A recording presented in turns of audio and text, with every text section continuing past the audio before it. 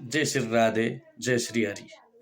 मकर सङ्क्रान्ति भनेको के हो? यस दिनका दिनमा हामीले चाहिँ के कस्ता कार्यहरू गर्न पर्दछ, के कस्ता कर्महरू गर्न पर्दछ होइन? र यस दिनका दिनमा चाहिँ यी कर्महरू गर्दा चाहिँ हामीलाई चाहिँ के कस्तो पुण्य, के कस्तो फल प्राप्त हुन्छ भनेर यसको तिथिमिति सहित सम्पूर्ण जानकारीहरू लिएर हजुरहरू समक्ष उपस्थित भइसकेको छु। नमस्कार, म हुँ ज्योतिष पण्डित पीताम्बर शरण। सर्वप्रथम त यसको तिथिमितिका बारेमा म हजुरहरूलाई जानकारी गराउँछु होइन। यो माघे सङ्क्रान्ति चाहिँ 2082 साल माघ 1 गते बिहिबार, अङ्ग्रेजी समयअनुसार 2026 जनवरी 15 तारिकका दिन चाहिँ यो माघे सङ्क्रान्ति सूर्य उत्तरायण होइन, र यसलाई चाहिँ मकर सङ्क्रान्ति चाहिँ परेको छ होइन।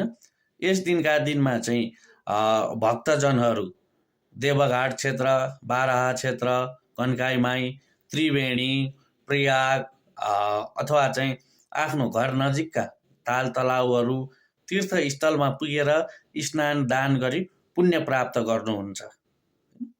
तर चाहिँ अमेरिका र क्यानाडामा भने चाहिँ जनवरी 14 तारिकको अघिल्लै दिनका दिनमा चाहिँ जुन दिन चाहिँ सटतिला एकादशी पनि परेको छ होइन, यो सटतिला एकादशी र माघे सङ्क्रान्ति चाहिँ एकै दिन मनाउनु होला। नेपाली पञ्चाङ्ग अनुसार चाहिँ पुस 30 गते राति 9:10 सूर्य चाहिँ धनु राशिबाट मकर राशिमा प्रवेश गर्नुहुन्छ होइन। र यो चाहिँ सूर्य धनु राशिबाट मकर राशिमा चाहिँ प्रवेश गरेको 16 घण्टासम्म चाहिँ पुण्यकाल प्राप्त हुन्छ भन्नाले चाहिँ माघ 1 गतेको दिउँसो लगभग 1 बजेसम्म चाहिँ हजुरहरूले चाहिँ यो माघे सङ्क्रान्ति सूर्य उत्तरायणको चाहिँ पूर्ण चाहिँ पुण्य प्राप्त गर्न सक्नुहुनेछ। मकर सङ्क्रान्ति सूर्य उत्तरायण भनेको चाहिँ देवताहरू चाहिँ बिउजिने दिन होइन, देवताहरूको उज्यालो अर्थात् देवताहरूको चाहिँ प्रातःकाल भनेर चाहिँ भनिन्छ होइन। त्यसैले चाहिँ यो देवताहरूको प्रातःकाल भएको हुनाले चाहिँ है हामीले चाहिँ यस मकर सङ्क्रान्तिका दिन बिहानै चाहिँ उठेर देवी देवताहरूसँग स्नान गर्दछौँ होइन। यदि चाहिँ मकर सङ्क्रान्तिका दिन पनि कसैले चाहिँ स्नान गर्न सकेन भने उसले आफ्नो जीवनको चाहिँ सम्पूर्ण दरिद्रता, पाप र रोगहरूलाई चाहिँ कहिल्यै पनि चाहिँ नाश गर्न सक्दैन। जसले चाहिँ पुरै माघ महिना स्नान गर्न सक्दैन, पुरै माघ महिना स्नान गर्न नसके पनि उसले चाहिँ माघे सङ्क्रान्तिको दिन होइन, एकादशीको दिन अथवा चाहिँ पूर्णिमाको दिन स्नान गरेर उसले चाहिँ पुरै माघ महिनाको पुण्य प्राप्त गर्न सक्दछ होइन। अब चाहिँ यो मकर सङ्क्रान्तिका दिन चाहिँ बिहान 6:58 चाहिँ सूर्य उदय हुनेछ होइन। त्यसैले चाहिँ बिहान लगभग 5 बजे, 5:30 बजे, 6 बजेको समयमा चाहिँ होइन हजुरहरूले चाहिँ देवतासँग चाहिँ स्नान गर्न सक्नुभयो भने हजुरहरूका जन्मान्तरका पापहरू, जन्मान्तरका चाहिँ दरिद्रताहरू, जन्मान्तरका चाहिँ रोगहरू सम्पूर्ण चाहिँ नाश भएर जानेछन्। यस दिनका दिनमा सकेसम्म चाहिँ त्रिवेणी होइन, नजिकको कुनै तीर्थ होइन, हिम नदी, तलाउ, देवघाट जस्ता चाहिँ क्षेत्रहरूमा पुगेर चाहिँ स्नान गर्न नसके पनि हजुरहरूले चाहिँ घरमै अलिकति बाल्टिनमा चाहिँ जल राखेर त्यसैमा चाहिँ जौतिल राखेर चाहिँ है श्रीहरि भन्दै चाहिँ होइन, हर हर गङ्गे भन्दै चाहिँ सम्पूर्ण तीर्थहरूलाई चाहिँ सम्झेर सम्पूर्ण चाहिँ तीर्थहरूलाई चाहिँ स्मरण गरेर चाहिँ स्नान गरेर अगाडि बढ्न सक्नुहुनेछ होइन। यसरी स्नान गर्दा हजुरहरूका चाहिँ 7औं जन्मका चाहिँ पापहरू, 7औं जन्मका चाहिँ दरिद्रताहरू चाहिँ नाश भएर जानेछन् होइन।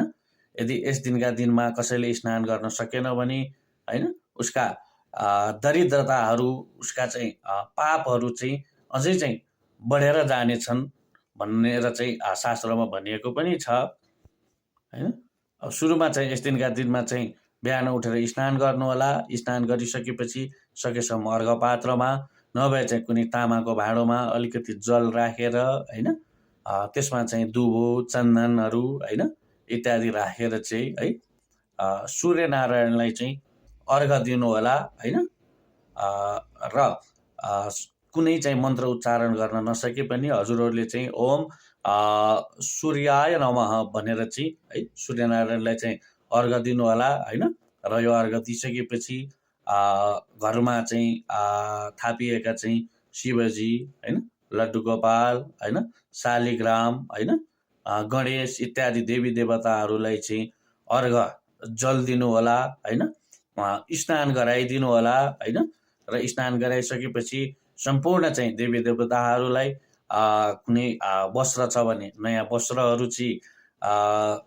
बदलिदिने होइन नयाँ वस्त्रहरू बदलिदिइसकेपछि टिका चन्दन दुबो इत्यादि चाहिँ सहित चाहिँ यस दिनका दिनमा बनाइएका चाहिँ तिलका लड्डु चाकुहरू सम्पूर्ण चाहिँ ती देवताहरूलाई चाहिँ चढाइदिनु होला होइन यस्ता कर्महरू गरिसके पछाडि यस दिनका दिनमा चाहिँ होइन गरिब दुखी असहायहरूलाई चाहिँ होइन जुन घरमा बनाएको तिलको लड्डुहरू हुन्छ ती तिलका लड्डुहरू लिएर बाँडिदिने होइन ताता ताता वस्त्रहरू होइन कम्बलहरू होइन दान गरेर हजुरहरूले चाहिँ आफ्नो सप्त जन्मका पापहरू सप्त जन्मका दरिद्रताहरू होइन र सप्त जन्मका रोगहरू चाहिँ नाश गर्न सक्नुहुनेछ र एकदमै चाहिँ हजुरहरूलाई चाहिँ यस दिनका दिनमा चाहिँ स्नान गरेर सूर्यनारायणलाई चाहिँ अर्घ गरेर होइन घरमा भएका देवी देवताहरूलाई चाहिँ स्नान गराएर होइन यसरी चाहिँ अगाडि बढ्नुभयो भने हजुरका सम्पूर्ण पापहरू चाहिँ नाश भएर हजुरहरूलाई चाहिँ एकदम पुण्य प्राप्त हुने दिन भएको हुनाले यस दिनका दिनमा आफूले सकेसम्मका कर्महरू चाहिँ गरेर अगाडि बढ्न सक्नुहुनेछ।